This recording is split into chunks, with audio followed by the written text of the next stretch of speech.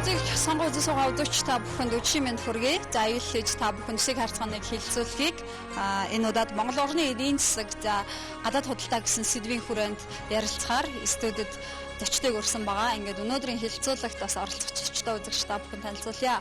Томч Ган Зориг хөтлөө явуулна. За Монгол Улсын их сургуулийн санхүүгийн сургуулийн бизнесийн сургуулийн санхүүгийн тэнхимийн багш оюун багш хүрэлцэн байгаа. За мөн Монголын экспортлогчдын холбооны гүйцэтгэх захирал тэгш жаргал захирал хүрэлцэн байна. Санхүү эдийн засгийн дээд сургуулийн багш эдийн засагч Дэлгэр сайхан багш хүрэлцэн байгаа. Боин компани захирал жаргал сайхан хүрэлцэн байна.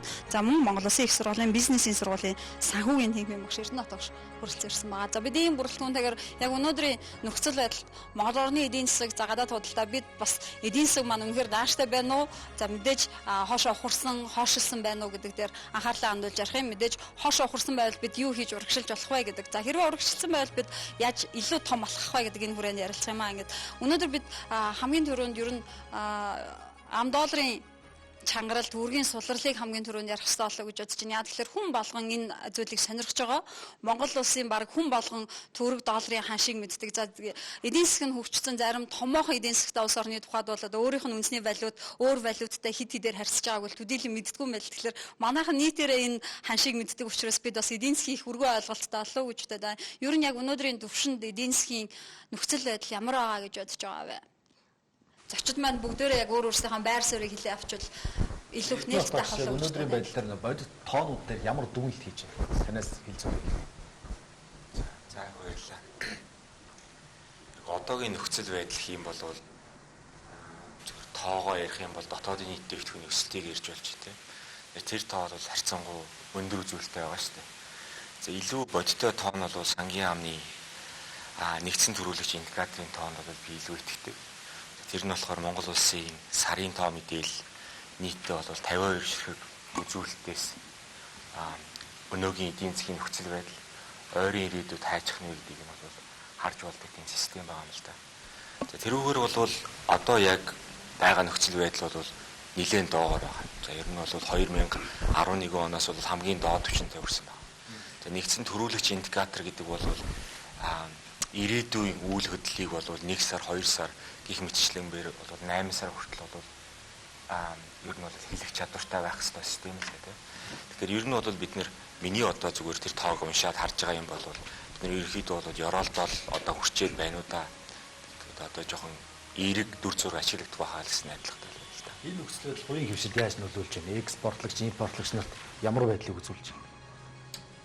Яг нь ер нь өнөөдрийн яриад байгаа хямрал ч юм уу энэ долларын үн ханш өсчлөө гэдэг асуудал бол одоогоос 5-6 жилийн өмнө энэ симптомууд нь бол илэрсэн шүү дээ.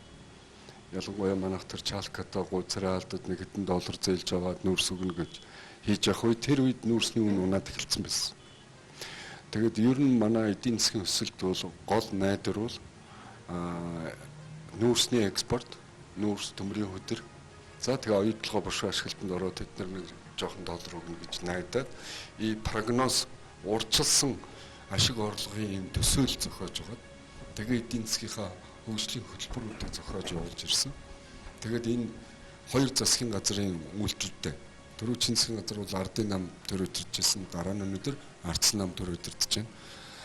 Энэ байдлыг олж хараагүй ардын намын үед 5 дахь бушуу эдийн засгийн эргэлтэнд оруулж одоо 3 дахь орны хөрөнгө оруулагч нар Япон, Хятад, Солонгос одоо гол манай нүүрсний хэрэглэгч нар тэтэр шүү дээ.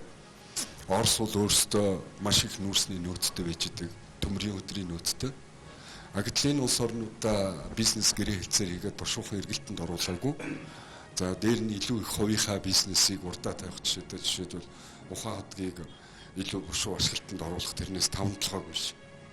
За дээр нь сонгуулаар байнгын ярьж явахын тулд иргэдэд таалагдах хэлбэрээр энэ нийгмийн хөгжилд хандж эхэллээ шүү дээ. Одоо иргэн болгонд 30 мянган төгрөг өгөөд ямаан төртөл мөнгө өгж үзээд тэрч битгий л одоо өшөө олзуурлаагүй байгаа эрдэс баялагийнхаа экспортыг урьдчилаад тийм ээ иргэдэд тарааж өгч жишээтэй. Одоо оюутлогоос бид нар чинь 450 сая доллар зээл авсан байж байгаа. Тэрийг аваад юу хийсэн бэхээр зүгээр тараагаал хайцлах байхгүй. За дээр нь чалкагаас 350 сая ингээд 800 сая долларыг зүгээр энэ тал дээр асгасан. Энэ юунд энийг яах гэж асгасан бэ гэдг нь айгүй өрөвдмөр. Зүгээр сонгуулаар нэг нам өөрийгөө дэмжлэг авахын төлөө хасгасан байгаа байхгүй. Ийм хариуцлагагүй юм хийсэн. За ингээд мэдээч хэрэг манай эдийн засаг бол ялангуяа Азийн эдийн засагтай шууд нэгт холбоотой болсон. Бид дэлхийн мөнгө глобалчлагдсан. Гол экспортын нэр төрлийн барааг бид хятад улс руу гаргаж байгаа шүү дээ. Гэтэл хятадын хүнд ажилтнууд тэр чигээрээ нурчглаа. Төмрийн үйлдвэрүүд нь унчглаа. Барилга угсралтай ажил 100% зогссон байж байна. Машин үйлдвэрлэлт нь тэр чигээрээ зогсоод тэр чүтгэл машины том концернууд хятад хөрөнгө оруулчихсан байсан. Тэр улсууд үйлдвэрээ бүгдийг татаад авчихсан. Энээс болоод нүүрсний хэрэгцээ эрс унж байгаа. Одоо нэг аюул байна. За нүүрс яг дүүрч одоо. Зэсийн унах аюул ирчээд байж байгаа.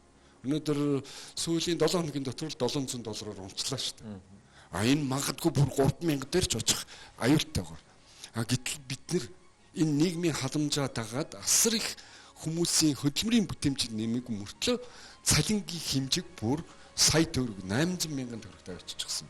Тэрийг дагаад юмны үнийг ингээ хөрөгдөд үсгэсэн. Орон сууцны үн байж байна. Өнөөдөр 1 квадрат метр орон сууц $2,000 гэж байгаа шүү дээ. Тийм ээ дооч нь тэгээд 4,000 гэж байна. Тэгвэл Герман, Америкт тэрнээс хямдхан л байгаа шүү дээ. $1,500 л байгаа шүү дээ. Квадрат метр орон сууц нь. Ингээ бүх юм ингээ савнгийн хөлс шиг уралдаад бүх юмнийхаа үнийг өсгсөн. Одоо гэтэл мөнгөгүй болчиход байдаг. Тэгээ одоо яах вэ гэдэг асуудал гарч ирж шít. Өнгөрсөн жил за би одоо ганцаар яриад бол онцгүй мэдэж юм би. Эднэрт айгүй өнгөрсөн жил ихэд зөвхөн суудлын автомашин $450 сая суудлын автомашин яагаад тэрийг Хаан банк, Хас банк лизингээр тарааж өглөө шít. За дээр нь барилгын машин механизм, уулуурхай машин механизм, барилгын материал цэцрэл гэдэг ингээд импортын бараа үзсэн $450 сая. Дараа нь нефт бүтээгдэхүүний импорт бараг $1 миллиард. Биднэрт мөнгө алга шүү дээ. Валют бид нар гадаадаас авж байгаа юм а дандаа доллараар авж байгаа. Төгрөгөөр биш шүү дээ. Гэтэл нөгөө доллар маань байхгүй болоод идэв. Тэгээ доллар маань байхгүй болохоор яах вэ? Яг энэ чигээр долларын хямдхан зараад байх юм бол удахгүй бид гадаад төлбөр тооцоо хийж чадхаа болох гээд. Тэр лүү хорно. Тийм учраас эрэлт хэрэгцээгээд байгаа долларын ханш өсөх ёстой. Долларын ханш өсгөр мэдээж импортоор амьдардаг компаниуд бол бүгдээрээ дампуурна. Ойлгомжтой. За барилгын үйл хөдлөх хөрөнгүүд бүгдээрээ тэр чигээр унна. Тэр бас ойлгомжтой. Ийм үзэгдлүүд бол бус тусчноо улс орны дадлага туршлага амьдрал дээр бол зөндөө гарч ирсэн. Энэ нэг тип сонин зүйлүүд биш. Гэхдээ энэс бид нар юу ойлгох вэ? Ер нь амьдралд ажил хөдөлмөрдөө, орлогондоо, улс төрдөө харьцагтай хандахтай бид одоо жоохон хариуцлагатай болохгүй байна гэдгийг одоо өөрийнхөө амьдралаар амсандаа тэрний ирмэг дээр зогсож байна гэж би харж байгаа. Тэгэхээр сайхан багшийн тухайд мэдээж эдийн засаг одоо $10 чангарал, төгрөгийн сулрал бол 20 хувьтай байна гэдэг бол одоо жишээ нь нэг гүүр, хоёр гүүрний цаана амьдарч байгаа хүмүүсийн хэрэглээ бол мэдээж танагдахгүй. Энэ хоошоо амьдарч байгаа хүмүүсийн амьдралд бол асар хүнд тусаад байна. Тэгэхээр ч одоо бид эдийн засгийг үнэхээр яг ямар төвшөнд байгаа гэж үзэх юм бэ? Одоо мэдээж гарцаагүй, чангарах нь бол гарцаагүй зүйл гэдгийг бол хувийн хвшлийн төлөө яриад байна шүү. Чангарах нь гарцаагүй гэдэг нь бол өнөөгийн эдийн засгийн нөхцөл байдалтай холбож хэлж байгаа. Ягаад гэхээр мэдээж валютын ханшны үндсэн шалтгаан миний харж байгаагаар бол ерөнхийдөө гадаад худалдааны алдагдал, гадаадын хөрөнгө оруулалтын бууралт, манай экспортын бууралт, ялангуяа бид гадаад худалдаан дээр $2 тэрбум алдагдaltaй, түүнийх нь дийлэнх нь буюу 80 гаруй нь доллараар илэрхийлэгдэх худалдаа авалтууд. Ийм учраас бид нэр гадаадаас орох долларын урсгал ингээд багаснараа энэ хүү валютын ханшны хөрөглийг авчиж өөрснөө бид долларгүй болсон. Цаашдаа ч энэ нь бол ойрын ирээдүйд бол нөлөөлнө. Өөрөөр хэлсэнчлэн энэ нь бол мэдээж хэрэг инфляцийг болон бусад бараа бүтээгдэхүүний үнийн богино хугацаанд өсөлтийг бий болгоод. Энэ өсөлт нь мэдээж хэрэг инфляц жишээ нь 12% инфляц гэдэг бол мэдээж өндөр орлоготой иргэд дунджаар нэг дараа нэг 5 саяас дээш орлоготой өрхүүдэд бол нэг хүчтэй нөлөөлөхгүй. Харин манай нийгмийн бүтцийг засч чадахгүй байгаа тэр хэсэгт буюу ядуу дунд орлоготой иргэдэд бол улам хүчтэй нөлөөлнө. Тэгэхээр бидний яаралтай одоо миний харж байгаагаар хийх ёстой арга хэмжээ бол ерөнхийдөө энийг засахын тулд богино хугацаанд бид яах юм гэдгээ эхлээд шийдэх. Дээрээс нь урт хугацаанд энийг бол аажим засахгүй өнөөдрийнх шиг иймэрхүү нэг гадаадаас мөнгө оруулж ирээд бонд гаргаад дээрээс нь уулуурхайн бодлогоо зэгцэлж чадаагүй үед бол энийг нэг богино хугацаанд засчих боломж бол харагдахгүй.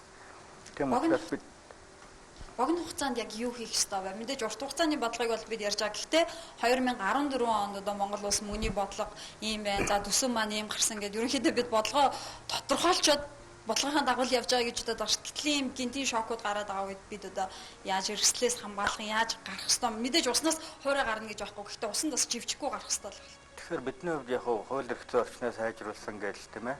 Төсвийн доктортой байдлын хууль болон бус эрх зүйн орчныг баримталж байгаа гэдээ байгаа боловч өнөөдөр бол бид нар эндээс гарах хөрөнгө оруулалтын тухай хууль эдрийг батлахнараа яг нэгдүгээр өнөөдөр 14 онд маш их хэмжээний хөрөнгө оруулалт орж ирээд Монголын долларын нөхцөл байдлыг өмнөх бодис руу аваачна гэж бол байхгүй гэж миний хувьд харж байна. Тийм учраас өнөөдөртөө бид яах вэ гэхээр ямар нэг аргаар гадаадаас орж ирэх мөнгө урсгалт нь нэмэгдэх хоёр л гарч байгаа юм. Мэдээж бид одоо дахиад зээлэх үү гэсэн нэг шууд гарч байна. Өөр нэг арга нь бол гадаадын хөрөнгө оруулалтын оюутлахын гэрээдрийг л яаралтай, доктортой байдлаар нээлттэйгээр олон улсын түвшинд нээлттэйгээр шийдэж чадах юм бол энэхүү хөрөнгө оруулалтын хүлээлтийн эргэлзээтэй байдал байна гэж хараад байна л да. Тэр нь арилсан цагт бид нар тодорхой хэмжээний энэхүү шууд мөнгө урсгалуудыг л өнөөдөртөө харахаас биш өнөөдөр бид импортыг орлох, экспортыг дэмжих үйлдвэрлэлийг бол 1-2 жилдээ бий болгоод тэр үйлдвэрлэлүүд нь валютын болон эдийн засгийн бүтцийг засчих тийм боломж бол хараахан байхгүй. Экспортын бүтц яаж байна? Экспортын 90 орчим хувийг бүрдүүлдэг эрдэс баялагын бүтээгдэхүүн бас 82 болоод буурсан байна л да. Учир шалтгааныг танай холбоо ямар байдлаар дүгнэж байна? За 2008 оноос болохоор уул уурхайн салбарын уул уурхай эрдэс бүтээгдэхүүний экспорт бол нэмэгдсэн. Ялангуяа 2011 онд бол уул уурхайн салбараас орох одоо экспортын орлого нэмэгдэж эрдэсийн экспортын нийт экспортын 90 орчим хувийг нь болохоор одоо эрдэсийн бүтээгдэхүүний экспорт эзэлж байсан. Үлдсэн 10% нь болохоор одоо бусад салбарууд бол эзэлж байсан бол одоо энэ жилийн байдлаар ялангуяа 2014 оны 2 сарын байдлаар болохоор 82% эрдэсийн бүтээгдэхүүний экспорт 82% борж буураад эрдэсийн бус бүтээгдэхүүний экспорт буюу ноос, ноолур, арьшир бүтээгдэхүүний хөнгөн үйлдвэрийн бүтээгдэхүүний экспорт бол нэмэгдсэн төрсөөр харагдаж байгаа. Учир шалтгааныг ямар байдлаар харж байна? Энэ дээр болохоор ерөөхдөө эрдэсийн бүтээгдэхүүний экспортод голлож 8 төрлийн бүтээгдэхүүн байдаг. Энд бол нүүрсний үн, ерөөс алт, нефт буюу газрын тос, зэс гэсэн бүтээгдэхүүнүүдийн экспорт буураагүй, харин бусад бүтээгдэхүүний ялангуяа нүүрсний бүтээгдэхүүний экспорт ихэнх хэмжээгээр буурсан. Зах зээлийн үн ч гэсэн буурсан. Ийм байдлаас болж бас одоо экспорт эзлэх хэмжээ буурсан байна. Аян багшаас асуумаар байна л да. Одоо жишээ нь одоо бол зарим талууд ингээд долларын чангарал яваад байгаа. Бид бол ханш бол үнэхээр одоо 20 эдэн төгрөгөөр ингээд 20%-аар өснө гэдэг бол долларын ханш төгрөг сулрна гэдэг бол эрсдэлтэй байна гэдэг. Энийг хамгаалахын тулд одоо бол Монгол банкын алдчихгүй бодлогынхаа хүүг чангаруулах ёстой гэсэн нэг хэсэг байна. Та жишээ нь одоо яг өнөөгийн нөхцөлд яах ёстой юм ба. Гэхдээ мэдээж энэ нэг одоо тогтоон барих. За зарим тохиолдолд бол одоо хүний коридортой болох хэрэгтэй байна ч гэдэг юм яриад л хэллээ шүү дээ. Зүгээр одоо яг эхний тавьсан асуулттай холбоотой өнөөдөр манай эдийн засаг ямар байна гэдэг асуудал бол хаана байгаагаа мэдэх нь чухал шүү дээ. Тэгээ би зүгээр ингээд дандаа юу гэж яаж гарцаахын тулд юу гэж боддгоо гэхээр зэрэг Монгол гэдэг бол нэг айл. Тэгээ айл тэмээ томруулсан өрх гэр шүү дээ угаасаа. Тэгээд энэ айлын байдал юу ямар байна гэдэл ингээд харж болж л байна л да. Тэгээ нэг л тийм найдвартай биш, тогтвортой биш, тодорхой биш. Одоо яах гээд байгаа нь мэдэгдэхгүй нэг юм л байдал. Тэгээ ийм байдалд байхаар одоо бизнес эрхлэгчд нь ч гэсэн нэг самгардаад яг юу хийх вэ, яах вэ гэдгээ бас тогтоож чадахгүй нэг ийм л одоо сандарлын байдал гэдэг юм уу, тодорхойгүй байдалд байна гэж харж байгаа. Зүгээр яг засгийн газраас арга хэмжээнүүд авахгүй л одоо янз янзын арга хэмжээнүүд бодож ил байна. Зүгээр бас одоо эдийн засаг ярихаар улс төр ярихгүй байж бас болдгүй л дээ. Зүгээр бас ахаал айл гээл харахаар зэрэг нэг юм эхнэр нөхөр хоёр нь нэг таарамжгүй. Тий одоо ингээл нэг эвтэй нэг зориг чиглэл байхгүй. Тэгээд хөөхөж хуухтаа ард түмнээ ингээ хоёр хуваацсан намжирхаад тэгэл ингээл нэг утга учиргүй нэг юм байдал бий болоод байгаа. Тэгэхээр эхлээд ерөөсөө энэ айлыг докторжуулахын тулд одоо саяны хэлсэн дутагдлыг бол арилгах хэрэгтэй. Нэгдсэн нэг зорилготой. Манай объект нь бол ерөөсөө л энэ айл буюу Монгол улсад байж байгаа шүү дээ, тий. Энд ч одоо нэг хоорондоо дотроо хуваагдаад хил амаа олцохгүй ингэж байж болохгүй. За энэ асуудлыг шийдчих юм бол ер нь нэгдсэн нэг зорилготой болчвол юу хийх вэ, яах вэ гэд нэг хэлэлцээд нэг ийм зорилго тодорхойлж болох юм шиг байгаа. Зөв ер нь долларын ханшны хувьд бол угаасаа импортын барааны эрэлтээр л тодорхойлогддог.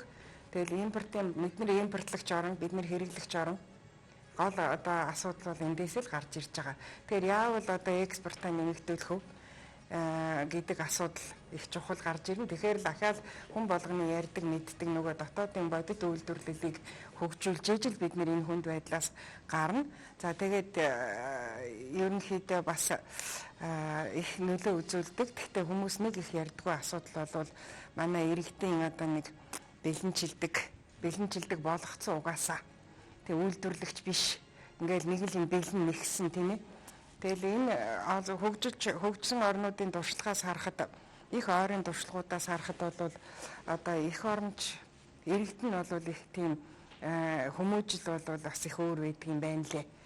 Тэгээ их олон юмн дээрээс харагдаж байгаа. Энэ чинь бол их том хүчин зүйлэлтэй. Тэгэхээр саяхан ч яах вэ? Одоо ингээд солонгосоор бид нэр аягүй жишээ авч ярьдаг шүү дээ. Тий. Ингээ гадны яг ижил төстэй бүтээгдэхүүн ингээд улс ингээд лангуун дээр байж хахад өөрсдийнхөө барааг эхэлж аавна гэдэг тийм бүр нэг цаанаасаа суудсан нэг үзэл хүмүүжилтэй. Тэгээ бид нар чинь нэг тийм тэр хүмүүжлээрээ бол их дутагдaltaй. Тэгэхээр тэр тал чинь бас их чухал үүрэг гүйцэтгэдэг учраас ийшээгээ их анхаарах хэрэгтэй маа. Гэл боловсролын салбар руу орох байх л та. Тэгэхээр одоо хэрэглэгч улсын зовлонгоос салахын тулд үйлдвэрлэгч ус болох ёстой. Засгийн газраас маш олон төсөл хөтөлбөрүүдийг ингээд шалруулж байна л да. Аржины банк руугаа шилжүүлж байна. Та бүхний зүгээс дэмжиж байгаа юу? Энэ гарц шийдэл мөн үү?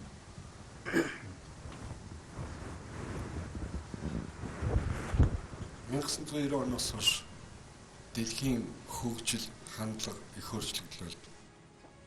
Техник технологийн хувьд бол эрс шинжилтийн 90 сүүлийн 20 жил явагдсан. 1990 онд Европ, Америк улсуудад гар ажиллагаатай хагас автомат бүх үйлдвэрийн технологиг бол ядуу хорой буруу орн руу нүүлгэн шилжүүлэх ажлуудыг хийсэн. За тэр үед бол Европ, Америк хөгжилтэй орнууд бол дэлхийн зах зээлийг хуваах, хуваарлах, глобалчлах асуудлыг эхлүүлсэн. Өөрөөр хэлбэл хамгийн бохор, хамгийн гар ажиллагаа шаардсан ашиг орлого багтаа салбаруудыг бүгдийг Аз орнд өнүүлгэлээ шүү дээ 90 оноос хойш. Тэр нь бол хувцсны үйлдвэрлэл байна, тийм ээ? Айгүй их гар ажиллагаатай тийм үйлдвэрүүдийг бол өндөр технологийн салбараа бол авч үлдсэн. Тэр нь бол машины үйлдвэр байж байна, электроникийн үйлдвэрлэл байж байна. Ингээд нано технологи, био технологи гэдэг ингээд цаашаа ярина. Зэвсгийн үйлдвэрлэл. Тэрийг бол Америк, Европ аваад үлдсэн. Тэг хүн амын одоо бүтцээр бол хятад миллиард гаруй хүн ч одоо бүгдээрээ амс хийгээд бүгдээрээ бандаж хийгээд цанц хийгээд оёо суучих юм бол одоо тэр их бараг хийх газаргүй. Тэгээд нөгөөх нь хямдхан. Тэгээд энээс болоо жоохон дэлхийд бас сүүлийн 20 жил дэлхийн эдийн засаг хямралд өртлөө шүү дээ. Европод ажилгүйдэл ихсэн. Нөгөө урд нь 10,000 хүнтэй үйлдвэр өнөөдөр 100 хүнтэй ажиллаж байна. Бүх юм робот автомат ажиллаж байна.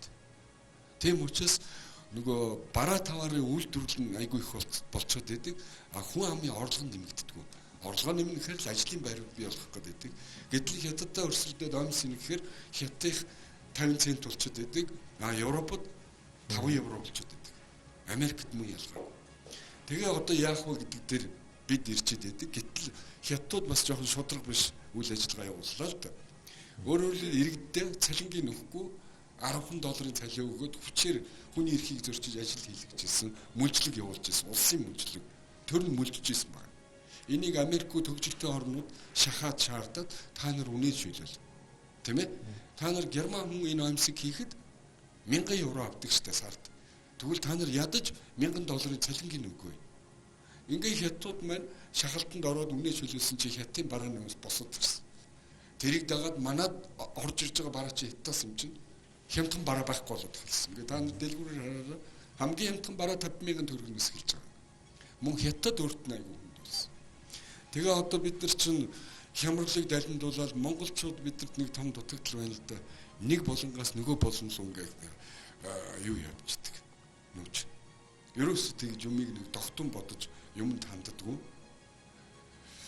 Бүгдээр одоо хятадтай хуралдаад омсын нэг үйл хэцүү л баг.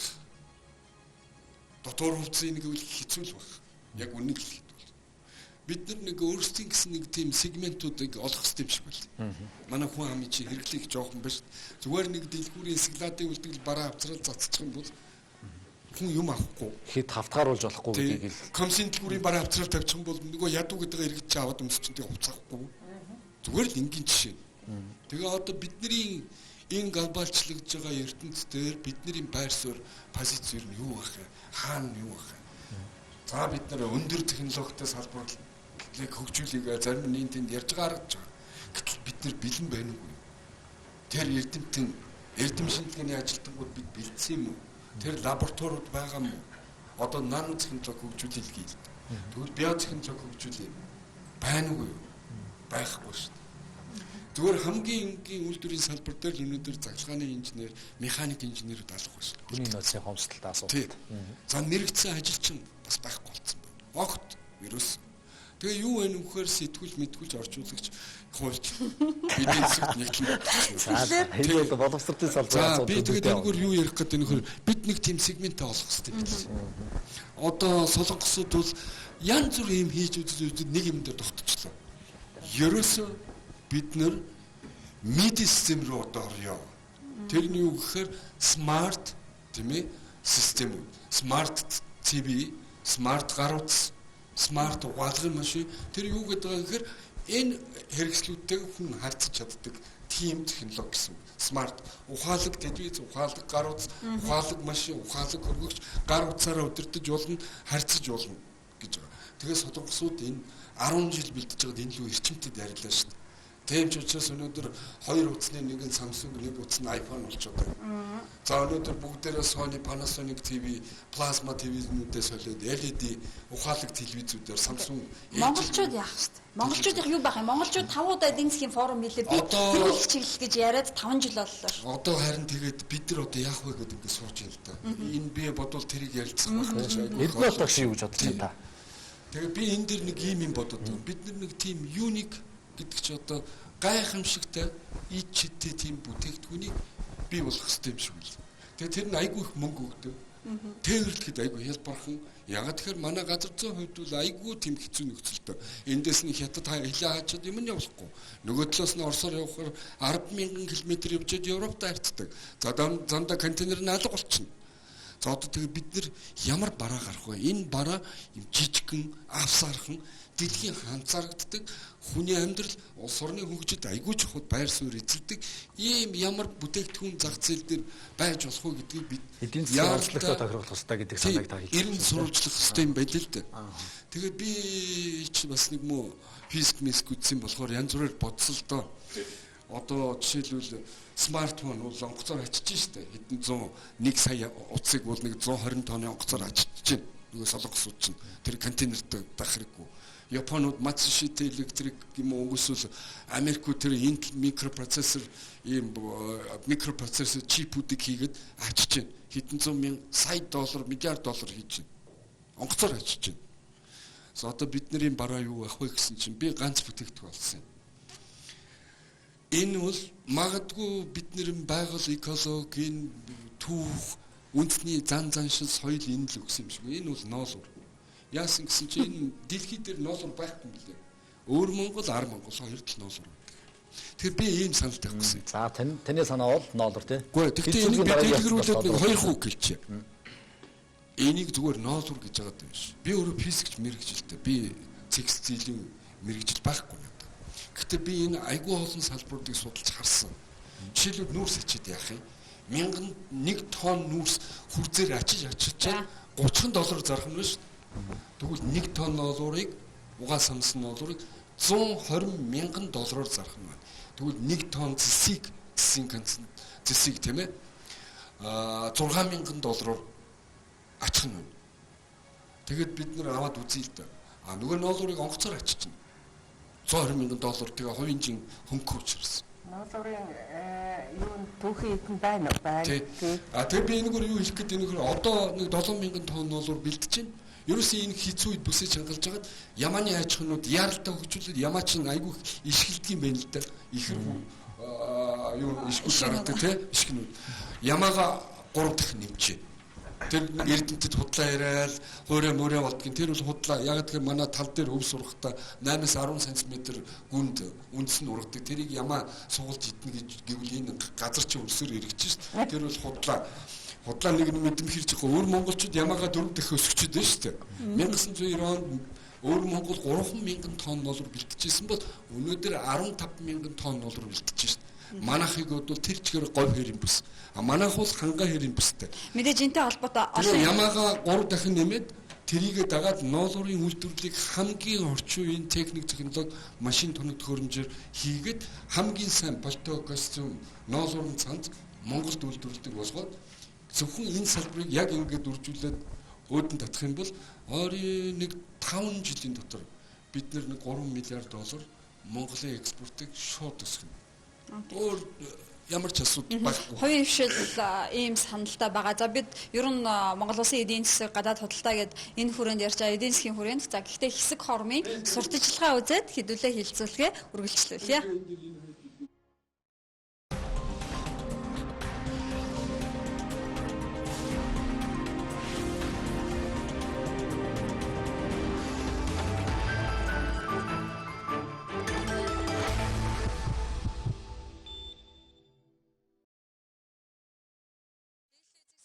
Үзэгчдэнд баярлалаа. Хилцүүлэг студиэс үргэлжилж байна. Тэгэхээр бид эдийн засаг бүхэлд нь одоо яг өнөөгийн нөхцөл байдал ямар байна? За цаашдаа ер нь ямар хандлага байна? Гэхдээ хэрвээ муу хандлага байвал бид яаж засч болох юм? Сайн байх юм бол илүү яаж сайжруулах хэрэгтэй юм бэ гэдэг дээр дэлгүү ярьж алт. Хувийн хвшлийн тухайд бол мэдээж түрүүн хэлсэн. Бид ноолуурыг экспортлж 3 миллиард доллар оруулж ирэх юм бол эдийн засагт одоо нэлээд их хөрөнгө оруулах боломжтой. Зөвхөн ноолуурын салбарт биднийг одоо дэлхийд таниулах ийм боломж байна, мөнгө олох ийм боломж байна гэдэг энэ жишээ нь Эрдэнэ хотогш одоо жишээ нь бид яг юуг харж эдийн засгаа хөгжүүлэх ёстой юм. Өнөөгийн нөхцөл байдлыг та бас яг яавал тийм. Тэгэхээр бид нар нөгөө харьцангуй давуу тал өрсөлдөх чадвараа гэж яриад байдаг нь одоо бид нар тэрийгээ л одоо бүлэг шиг ярих хэрэгтэй байх л та. Тэгэхээр бид нар сая жаргал сайхан гоё ярьж л байна л да. Тэгэхээр бид нар юу үйлдвэрлэж чадах вэ? Ямар өрсөлдөх чадвартай юм яаж чадах вэ? Нилээ өндөр үнэтэй тээврийн бусдад зарахтаа бол харьцангуй хямдхан зүйл. За тэгэхээр ноолуурын бүтээгдэхүүн байж болж юм гэж байна. Миний бодлоор бол мэдлэг шингэсэн зүйлүүд байх хэрэгтэй л да. Тэгэхээр манад бол харьцангуй мэдлэгтэй хүмүүс байхгүй байх гэж бодож байна. Ярьж юм л та. Би тэрнтэй бол огт санд нийлэхгүй. Монгол хүмүүсүүдийг бол хэрвээ тодорхой орчноор нь хангаад тодорхой дарамтанд нь оруулах юм бол бид нар бол дасан зохицох шаардлагатай. За энэ бол бусад үндэстнүүдтэй харьцуулахад бидний байгаа нэг давуу тал яах аргагүй юм уу? Тэгэхээр мэдлэгийн салбарыг хөгжүүлэхэд бол төсвөр дасан зохицох чадвар бол хамгийн чухал зүйлс юм. Одоо Лондонд очиж байна, Солонгост очиж байна, Америкт очисон болно. Монгол залуучууд гайхамшиг бүтээж байгаа хүмүүс зөндөө биш. Тэгэхээр тэднийг яг Монголдо ажиллах орчноор нь хангах юм бол боломж бүрт. Тэгэхээр бид нэр бас нэг үйлдвэрлэгээ ярьдаа тийм. Тэгэхээр бид нар бол яг үйлдвэрлэлийг тэгээд нэг харьцангуй давуу талаа ашиглахгүй, өрсөлдөх чадвараа ашиглахгүйгээр үйлдвэр хөгжүүлэх боломж байхгүй л дээ. Тэгэхээр бид нар үйлчлэгийг бас бий болгож болно шүү дээ, тийм ээ. Тэгэхээр одоо юу гэдгийг энтгэх хятадууд бол аутсорсинг гэдэг юм хийлээ. Тэр нь бол харьцангуй мэдлэг баг шаардсан. Техник ажиллагаатай одоо мэдлэгийн бүтээгдэхүүн л дээ. Тэгэхээр дараагийн шатных нь юу ээж болох вэ гэдэг юм бол мэдлэг шаардсан аутсорсинг гэж ярьж шүү дээ. Тэгэхээр бид нар ямар нэгэн байдлаар лабораториудтай холбогдоод судалгаа шинжилгээ хийгээд тэр бүтээгдэхүүнээ үнэхээр зарж чадах юм бол тээвэрлэх зардал үндсэндээ байхгүй. Одоо бид нар бол интернет гэдэг бол маш их хямдхан юутай болчихлоо. Тарифтай. За тэгэхээр бол ийм төрлийн юмнуудаас ихээс одоо бид нэр янз бүрийн юмнууд сонсч байна шүү дээ. Одоо жишээлбэл 888 төслөөс яг нь бол эсгий тавч үйлдвэрлэж байна. За үнэхээр эсгий тавчийг үйлчилж гэнэ үү гэдгсэн чинь хятад үйлдвэрлэжээд эсгий тавчуудаа оруулж ирээд Монголд үйлдвэрлэгээл зарж ийн гэдэг бид зүгээр юм бид тэрийг бол баталж чадахгүй дээ. Зүгээр хүмүүсүүдийн ярианаас бол тийм л юм гэж байна шүү дээ. Энэ бол бид нар үнэхээр үйлдвэрлэл хөгжүүлэх арга бол биш. Тэгээд бид нар тэгж боломжч байхгүй. Бид нар бол жуулчилч гэдэг юм уу эсвэл эрүүл мэнд боловсруулалтаа бид нэр хөгжүүлэх хэрэгтэй шүү дээ. Би тэгэхээр нэг юм хэлсэн. Надад нэг юм таалагдахгүй. Би ялгаагүй би цэвэр Монголд ярьж байгаа. Би адилхан монгол. Би гадаадд монголчуудтай зөндөө л таарчсан, уулзчихсан. Гэхдээ биднэрт нэг тийм зам байна. Нэг даруу биш. Монгол ухаантай, монгол мундаг, монгол бүгдийг чадна. Тэ. Одоо бид энэ цээж өвчнөөс салмаар байна. Бид нар энд ажил хийх гэж бид нар шинээр юм хийх гэдэг байгаа юм шиг ойлгох байгаа.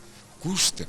Айл хэдэн тэр Америкт тэр нано технологи, биотехнологи, тэр 3D янз бүрийн одоо энэ смарт системүүд, компьютерийн програмууд айл хэдэн бүр ингэ цаашаа явчихад байна шүү дээ. Айл хэдэн. Бид нэр өнөөдөр зөвхөн тэдний хэрэглээний төвшөнд л нэг юм хойноос нь хөдөлтөл явж байна. Хамгийн хэцүү зүйл бол боолын сэтгэхүйтэй байх зүйл. Тэрийг бол яаж ялгаж болохгүй. Тэгээ 62 онд өмнө солонгос байж тийм. Бол Монгол улс оруулаад ирж байна л да. Хамгийн гол нь хуваар л зарцуулалтаа яаж хийх хэрэгтэй юм бэ? Зөв зарцуулж чадж байна уу? Дэлгэр сайхан эдийн засгч юу гэж бодож байна. За урдны одоо өрний асуудал бол байна. Одоо нэгдүгээр яг тэр мөнгө санхүүгийн бодлогоо болцох хэрэгтэй. Бид мөнгө оруулж ирж болно. Эсвэл Монгол улсын тэрийг л одоо ярих гэдэг юм л да. Тэгэхээр мөнгө оруулж ирж байгаа нэгдүгээр эсвэл Монгол банк нь мөнгөний бодлогоороо мөнгөний тэлэх бодлого явуулж байна тийм ээ. Энээс болоод эдийн засаг руу маш их мөнгө орчиж байна л да. Гэтэл энэ мөнгө мань юм бүтээж чадсан уу гэж эргээд харах юм бол бодтой бүтээн бий болгож чадаагүй бол бас бид нар өнөөдөр 5-6 жил бэлэн мөнгө тараасан эсвэл сүүлийн үед хийж байгаа эдийн засаг руу оруулж байгаа мөнгөд бүтээн багтаа болчиход байгаа. Гэхдээ тийм тодорхой жишээн дээр л яриад явах биш үү? Тэгэхээр гүйлгээр мөнгө орлоо зөндөл бааш байгаа учраас ажил тгийг үж үзэх. мэдээж энэ бүтээн байгуулалт саяны хийсэн тэр зүйлүүд бол магадгүй Монгол улсыг 2 оронтой тооны өсөлтөд гарахын боломжийг нь бол олгосон. Гэхдээ энэхүү мөнгнүүдийг зарцуулахад жухам юунд нь төрүүл зарцуулах. Монгол бол мөнгө зарцуулах бүхэл юмд мөнгө зарцуулах хэрэгтэй байгаа. Угаас ягаад гэхээр мөнгөгүй дээрэс нь бүтээн байгуулалт хийгээгүй хөгжиж байгаа улс учраас. Гэтэл яг жухам энэ мөнгийг юунд зарцуулах нь хамгийн оновчтой байсан бэ гэсэн дараалал гарсан бол энэ өн докторжуулах хөтөлбөр мөн байсан юм уу, барилга мөн байсан юм уу? Жишээ нь таны яриадсан ноол дурлууч мөнгө орсон юм уу тийм ээ? Ийм бодлоор харах юм бол Монголд эхлээд юу хийх ёстой байсан бэ гэдэг талаас нь харах юм бол мөнгө орж ирж байгаа нь зөв боловч мөнгө эдийн засаг руу оруулж байгаа нь зөв боловч жоохон бидний хувьд яах вэ гэхээр юунд зарцуулах ёстой вэ гэдгийг харах ёстой. Энэ зарцуулах боломжууд нь бид нар нэг миний сандлаар бол хоёр юм дээр. Бид нар эрдцээ дандаа түүхийгээр нь экспортлж байгаа. Өдөө аж ахуйн бүтээгдэхүүнээ дандаа түүхийгээр нь экспортлж байгаа. 90-ад оноос нэмэн өөртөө шингээхгүй. 90-ад оноос хойш бид нар юугаар алдсан бэ гэхээр энэ түүхийн эдийг гадагшаа чөлөөтэй экспортлдог бас. Дэлхийн худалдааны байгууллагт хэлсэн. Энээс болоод ноолуур энэ арьс шир бүгдийг түүхийгээр экспортод 90-ад оноос өмнө байсан нэг боловсруулах үйлдвэрүүдэд алдсан. Тэнгуут дандаа одоо ядаж ноолуурыг бол сайндал самнаж гаргаж байна. Эсвэл нөөцийг сайндал угааж гаргаж байна. Энэс цааш юм байхгүй. Тийм болохоор бид нар эхлээд харах өнцг нь бол нөхөө экспортлоод байгаа зүйлүүдээ арай харьцангуй ганц хоёр шатны нэмэн өөртөг шингээх хэрэгтэй. Дээрээс нь хөдөө аж ахуйн салбар бол бидрийг импортыг орлох тал дээр ядаж хүнсний үйлдвэрлэлтэй бид дэмжих хэрэгтэй. Би энэ дэр чинь нэг нэмэлт хэлчих үү. Би өөрөө чинь ярьсан юмдыг санал нэгтэй байна л да. Энэ мөнгийг чухам ихлэ юун зарах уу гэдгийг эхлээд дараалал тогтоох хэрэгтэй. Тэгэхээр энэ дээр би нэмэлт хэлэх гэж юм. Эхлээд энэ одоо ч бондын мөнгө авлаа шүү дээ миллиард тонн. Энэ мөнгийг юун зарах байсан бэ гэхээр юуны төрөнд Монгол улсын экспортын орлогыг нэмэгдүүлэх салбарыг яралтай үдэн татдаг. Барилга руу авчид хийчихэр нөгөө зам руу хийчихэр нөгөөдөг чинь эргээд өөрийнхөө өртгийг нөхөхгүй 40-50 жил болдог. Тэгвэл тэр мөнгө чи одоо 17 он төрөл үстэй. Бодвол тэгээ одоо юугаар төлөх вэ гэдэг асуудал гарч ирнэ. Энэ төвшин дээр ямар саналтай байна? Одоо жишээ нь бид бол бонд засгийн газрынхаа одоо нэр хүн дээр барьцаа тавиад зээл авчлаа шүү дээ. Гэхдээ мэдээж энэ бол харьцангуй бага хүүтэй бид бол маш сайн үнэлэгдэж байгаа учраас бага хүүтэйгээр оруулж ирсэн гэж байна. Тэгээд эргээ зарцуулна гэд манайд ер нь гарч байгаа мөнгө урсгалуудыг тоолох юм бол улсын төсөв байна, төв банк нь одоо хөгжлийн банк гэдэг нэг ийм бас карант байна. Тэгээд ингээд нийлүүлээд ахлаар зэрэг ингээд иргэдийн амьдрал нь мөнгө нийлүүлээд байгаа мөрчлөө иргэдийн амьдрал нь уруудаад байгаа юм шиг дүр зураг харагдаад байгаа юм л энэ дээр яаж гарч байх юм бол яг тэр нэг мөнгө оглоод орж ирээд за дараа нь зарцуулах гэж юм яриад байна л да. Тэгэхээр энэ хоёр чинь ингээд тусдаа юм эсвэл хоёр шаттай юм байх эсвэл бид нар бол өөрсдөө мөнгө олоод өөрсдийнхөө хүчээр одоо орж ирсэн мөнгийг бол бид нэг зарцуулж чадна. За бидний хүчээр орж ирээгүй их мөнгө ороод ирэх юм бол бид тэрийг зарцуулж чадах. Яагаад гэх юм бол бид мөнгө олох чадваргүй байхад орж ирсэн. За эхний удаа яаж орсон бэ гэхээр бид зүгээр л азтай байсан байгалийн баялаг тийм үүцээ задлсан. За дараа нь болохоор 1.5 тэрбум яаж орж ирсэн бэ гэдгээр бид нар бол маш их хэмжээний импорт авчихсан байсан. За тэгэхээр бол урсгал тэнцлээ алдагдaltaа.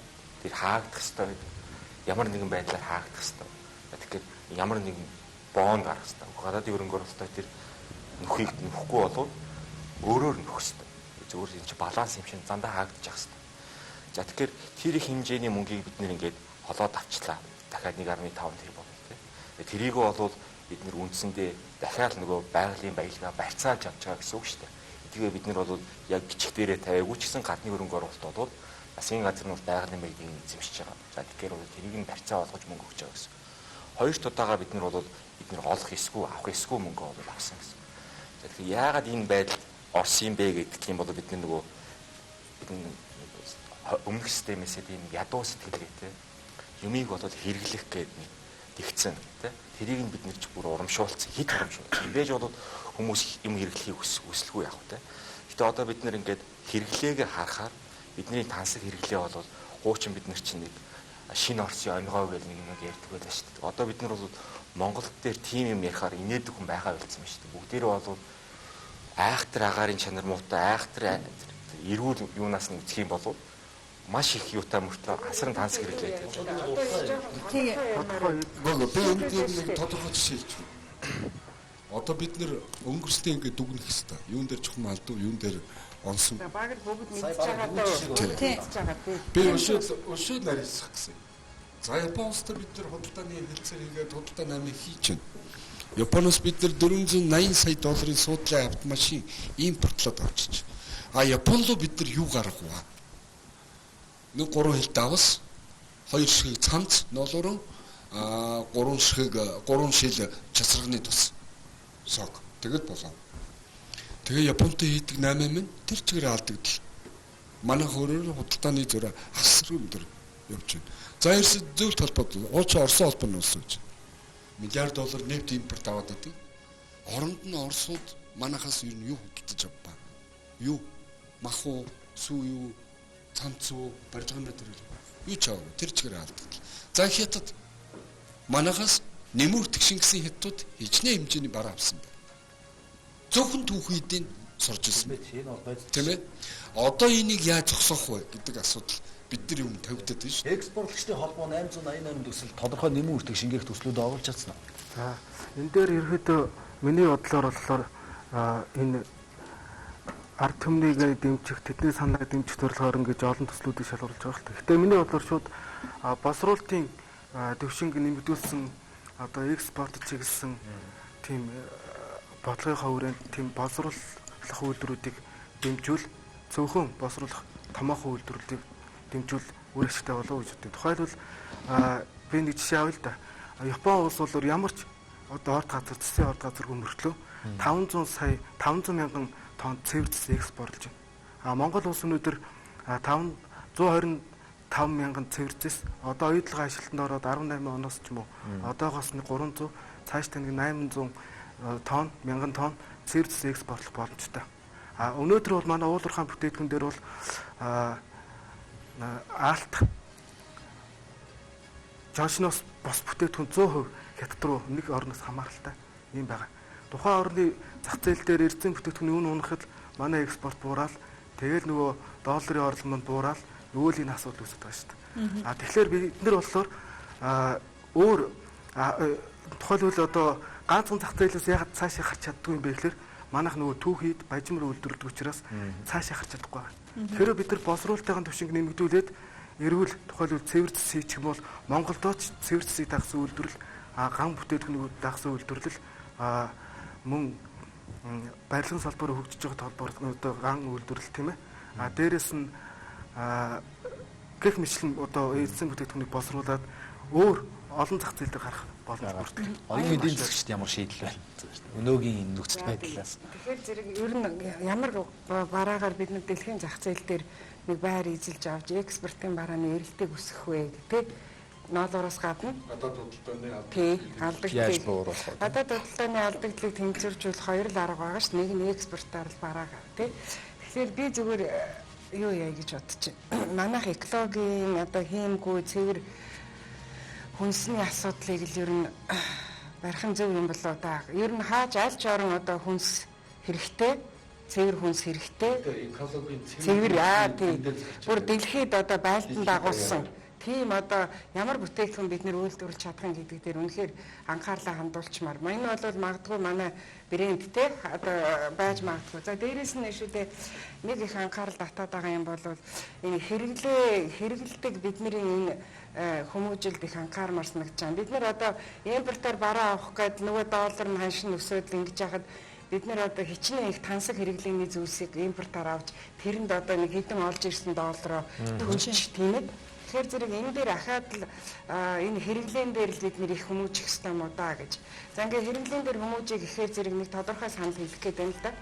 Арилжааны банкнууд өнөөдөр хэрэглээний зээл, нийт зээлийн одоо эзлэх хувийн чинь 30%. Одоо өөгшүүлээд хэрэглээд бай. Тийм ээ. Дараагаар нь арилжааны энэ худалдааны зээл гэл гаднаас бэлэн бүтээгдэхүүн оруулаад ирээ. Санхүүжүүл яач гэдэг юм уу те. Ингээд энэ арилжааны банкнууд юуны өмнө хэрэглээний энэ лизингийн зээл гэдгээр одоо электрон бараа, одоо энэ автомашинууд гээд энэ бараануудыг авахт нь одоо төлбөрийн чадварыг хангаж өгмөөргүй санагддаг. Тий. Одоо хэрэглээний зээл орлого бүтээдгүй зээл тэгээд одоо хэрэглээд байл гэдэг нөө хэрэгжилж байгаа юм нь Монголд үйлдвэрлэегүй юм байж байгаа шүү дээ тий. Тэгэхээр энэ за дараагаар нь нэг хэлье гэсэн санаа бол хүмүүс маань өөрсдөө түрүүн бас жаргал сайхан хэллээ л дээ бүсээ чангалаад гээд нэг дурдаад өнгөрчнөлээ.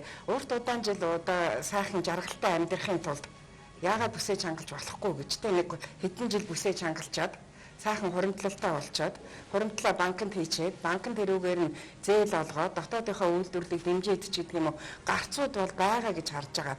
Тэгэхээр ерөөсөө явж явж бууж байгаа юм нь бол яг нөгөө улсын хүмүүсийн маань л одоо тэр санхүүгийн боловсрал тэрнийг сахилга баатныг хуримталчдаг хэрэглэхээс өмнө нэг хуримталчих гэсэн нэг тэрнийг сэтгэлгээ юмнуудыг нэлээд төлөвшүүлж хүмүүжүүлэхгүй болвол байдал ийм хэмээрэл өнгөрсөн. Өнгөрсөн оны байдлаар бол манад нийтдээ орж ирэх ёстой байсан. За нүүрсний бол 800. За бусад орлогоор бол нэг 2.5 миллиард төгрөг ингээд алга болсон. Тэр нь дутчихсан учраас өнөөдрийн одоо төгөө долларын ханш нэг иймэрхүү байдалтай байна гэж тэгэхээр гэхдээ нааштай үзүүлэлт оны эцэст юу харагдсан гэхээр зэрэг гадаад худалдааны тэнцэл маань нэг нааштай үзүүлэлттэй ер нь бол экспорт импортын тий сүүлийн 3 жилээс их огцон буурсан үзүүлэлт байгаа тийм. Ийм тэгэхээр бол энэ бол бодит төлсөн дээр очиж ингээд бодит төрс гэж яг юугаа хэлэх юм бэ эрдэнэ. Тэгэхээр би энийг ингэж ойлгож байна л да би хэлчихв.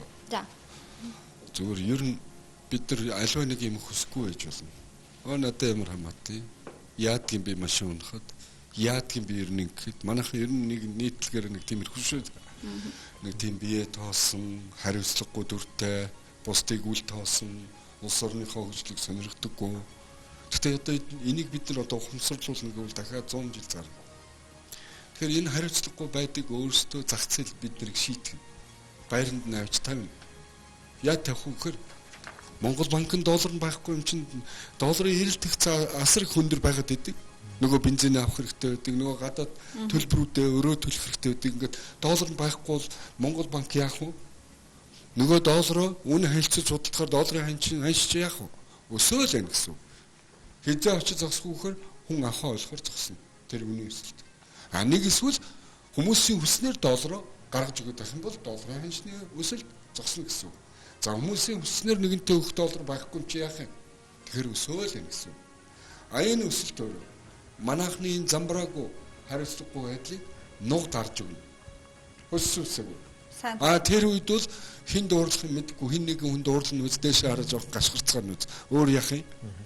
Тэгвэл таны санаа бол засгийн газар Монгол банк гэж харах цаг бас нэгэн дөнгөрсөн юм байна. Ард иргэд хэрэглэгчид бид бас хандлагын их өөрчлөлт хийх хэрэгтэй байна. Амьдралын эрэлт хэрэгцээ өөрөө тэр байдал руу оруулна. Өсвөсөг. Оруулахаар яг үнэхээр удаан хугацаа шаардна л да. Тийм учраас яаж удаан хугацаа гэхээр маргааш долларын ханш 2500 болчихвол юмны хүн дахиад 30-40% нэмэгд чинь худалдаа авахд ирсэн. Тэрийгээ дагаад импорт багасна. Ойлгомжтой шүү дээ. Импорт багасаад ирэхээр арилжааны банкуд санхүүжилтэн багасна. Арилжааны банкуд өөрсдөө хэцүү байдаг. За энэ өмтэй байшингууд бие бинийгээ уралдаал одоо ингэж байна манай махныхын жишээ тийм ээ ингээд тойр зогсож штэ хэдүүлээ мах зарч байна. Чи махан 10,000-аас буулгаач. Үгсэн хуйлдаж байна. Үгсэн хуйлдаад юмныхын үнийг өсгдөг. Ямар сандаа энийг хэд ресторан нэг аяг цаа 3,000 төгрөг байх юм. Гэхдээ тэр нэг аяг цаанд хичнээн хэмжээний хөдөлмөр зарцуулт хийсэн. Тэгэхээр манад энэ замбраагүй байдал маань бид нарыг энэ бие тоох байдал маань галзуураад сүулдэ явсаар угаад бидний амьдралд ороод хоосон үнийн өсөлт хөөрөгдлүүдийг газар ахуулсан байгаа хөөхгүй.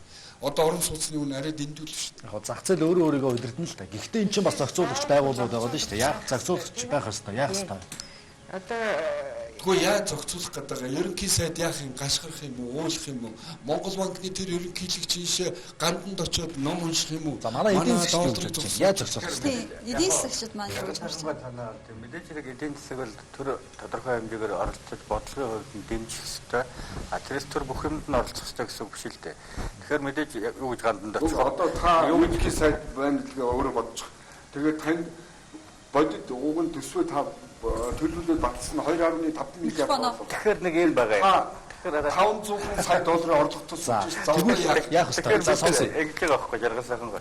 Мэдээж хэрэг одоо бид нар яаж чадахгүй дэшаараа хашгирах уу гэж суужвал мэдээж болохгүй. Энэ бол зайлшгүй. Хайччул. Тийм учраас бидэрт нэг хоёр алд байгаа. Таны саяны хэлсэн тэр баталсан төсөв гэдэг байгаа маань үнэхээр бидний төсвийн төлөвлөлтөн дээр бид алддаг. Хэрэгжилтэн бас механизмын хувьд алддаг. За энийг болъё. Гэхдээ тэгэхээр та төсвийн төлөвлөлөөр гарч ирэхдээ айгүй хямралцсан байгаа шүү дээ. Зөндөө. Гэхдээ одоо бид төсвөө төлөвлөсөн юм а гэж хэлээ. Одоо жишээ нь бид юм байгаа. Энэ жил дахиад 31 сая тонн нүүрс экспортлно гэж төсвөлдсөн. А тэр бас чадахгүй бид нар. Өнөөдөр хятадууд экспортоо нүүрсний экспортоо сая бас импортоо хомчлаа. Манайх бол 2 сая гаргасан. Тэгэхээр энэ үед бид яах ёстой вэ гэхээр төсвөө зөв төлөвлөдөг. А тэгэхгүй бол төсөв буруу төлөвлөлтнөөс болоод төрийн оролцоо ихтэй эдийн засагт бусад бизнес болон бусад эдийн засгийн салбаруудад нөлөө үзүүлдэг. Та өөрийгөө одоо ерөнхий сайд гэж үзэж. Харин тэгэл бодвол ярьж байна л да. Тэгээд намын гişг. Тэгэхээр төсвийн сахилах бат байх ёстой гэдгийг хэлэх сайхан эдийн засаг хэлж байна. Тийм байгаа үстэй. Та энэ одоо ажилгүй хүмүүсийг яах гэж байна? Одоо ч бүгд ажилгүй болох юм шүү дээ. Тэгээд та төсвийн танаад ажиллаж чинь. Баялагчид ажилгүй болох юм байна. Тэгэхээр яг уу ийм л дээ төсөвт мөнгө оруулж ирэх тэр арга механизмуудыг зөв тодорхойлох хэрэгтэй. Тэрээс 5-ыг олно гэхэл 3-ыг олоод дахиад эдийн засгийн тэрнээсээ болоод зохилтонд ороод ивэл болохгүй. А 5-ыг олно гэсэн бол тэр олох нь зүйтэй. Тэр эдийн засгийн арга хэмжээнүүдийг хэрэгжүүлэх нь бас зүйтэй. А гэхдээ энийг бол хаанаас олох вэ, яаж болох вэ гэдгээ бодтойгоор л шийдэхгүй бол тэргээл 18-аас дээш 20-аас дээш экспортлж чадахгүй дахиад 30-аас сууж идэх л буруу гэсэн үг л дээ. Тэр мөнгийг зээлээд олно үнэхээр зээлэхээс өөр аргагүй байна гэж төсөөлчих болно шүү дээ төсөв дотор. Ер нь бүхэл дүнгээр нь харуул бид ер нь гарах юмаа их олгоод байх ёстой юм уу эсвэл одоо оруулж ирэх юмаа бага олгоод авах ёстой юм уу? аль аль нь. Ерөнхийдөө гадаад худалдааны бодлого нь өөрөө тэр байгаа юм. Экспорт импортын зөв тэнцлийг сайжруулснараа эдийн засгийн механизмыг эдийн засгийн системээр нь Аль нэг нь ихтүүл аль нэг нь багадуулж гэдэг юм уу? Ямар Энэ хоёр юм бол шууд бие биенээс хамааралтай. Энэ ийм байх ёстой, энэ ийм байх ёстой гэж хэлэх эсвэл зах зээл гэдэг нь зохистой. үйл тогтоомжтой юм байна. Тэгэхээр янз бүрийн гажих гэж үзэх юм бол энэ бол яа хүчээр зохицуулна. Одоо шиг бид 2000 онтой харьцуулаад 2011 оны 5 сард бол манай бодит таньш 50% чанга байсан уу гэдэг нь 2000 онд ирж исэн гадны жуулчд бол 2011 оны 5 сард ирсэн бол $1 худалдаж авах юм нь бол 50% дуурсан байна гэсэн үг шүү дээ. За тэгэхээр бол ингэж бол бодит таньш бол юмс тэнцвэрээс хазаах эсгүүлтэй. Тэгэхээр бид нар бол өнөөдөр нэрлсэн аншийн тухай ярьж байна тийм. Яг бодит эдийн засгийн хууль үйлчлдэг анш бол бодит анш л та. Бодит анш гэдэг бол юу нөлөөлдөг юм бэ гэхээр улсуудын хоорондын инфляцийн зөрүү. Тэгэхээр нэрлсэн анш нь бол үндсэндээ тогтмол. А тэгээд Монгол улсын инфляц бол за мөнгө хөвлөөл үндсэндээ бол мөнгөний нийлүүлээд юм. Тэр болохоор инфляц хөөрөгдөөл яваад иж болохгүй л байхгүй. Яагаад гэх юм бол угаасаа тэр хууль байна тийм. Тэгэхээр одоо бид нар бас нөгөө талаас бол бүх юм ингээд сүнжих гээд байгаа юм шиг харах хэсгүй. Бид нар манай ханш Монгол улсын боломжууд байгаа ёстой хөрөнгө оруулах. Одоо биднэрт өнгөрсөн жилдээ харьцуулъя л та. Зарим юунууд болохоор тооцоонууд болохоор үндсэндээ төгрөгийн ханш бол Америк доллартай харьцаа шин 30%-аар суларчтаа гэж байна шүү дээ. Тэгэхээр чинь гадныханд бол бара бүтээгдэхүүн үйлчлэг бол 30% юм болчихлоо. Тэгэхээр бол одоо эргэж орох нөхцөл бол бүрдэж байна гэсэн үг. Тэгээ мэдээж бол 50% чангараагүй байсан бол бид 30% сулрах ясгүй л аа. Тэгэхээр анханасаа бол дээшээ явсан юм заавал доошоо буурж ирэх ёстой гэж юм хүмүүс ярьдаг шүү дээ. Тэгэхээр бид нар бол аль болох тэгж нэг юмнуудыг дээшээ доошоос авчруулах ёсгүй л байхгүй. зуртаа байна гэдэг. Би энэ дээр нэг юм хэлчихв. Микрофоно Гадаадын хөрөнгө оруулагчдыг оруулна гэд ер нь энэ хөрөнгө оруулалт буурчихлаа, гадныхан хөрөнгөө татчихлаа. Ерөөсөө манай энэ хууль болохгүй энэ хөрөнгө оруулалтын хууль мөрөө өөрчлөн гэдэг энэ улс төрчид бах юм ярьж байна л да. Би бол тэгж бодохгүй. Хөрөнгө оруулагч нарын шамрал Эрдэс баялагын үн өснө. Тийм ээ? Нүүрснөө нь одоо $120 болох юм бол бүгдээрээ Монголд орж ирэл нүүрс олзурдаад хятад руу зарах гээгүй. Нүүрсний үн $30 болчих юм бол бүр ямар ч хуйлгүй болгоод бүр шагналгүй гэсэн чи орж ирд нүүрсэнд хөрөнгө оруулж юм хийх хүн олдохгүй.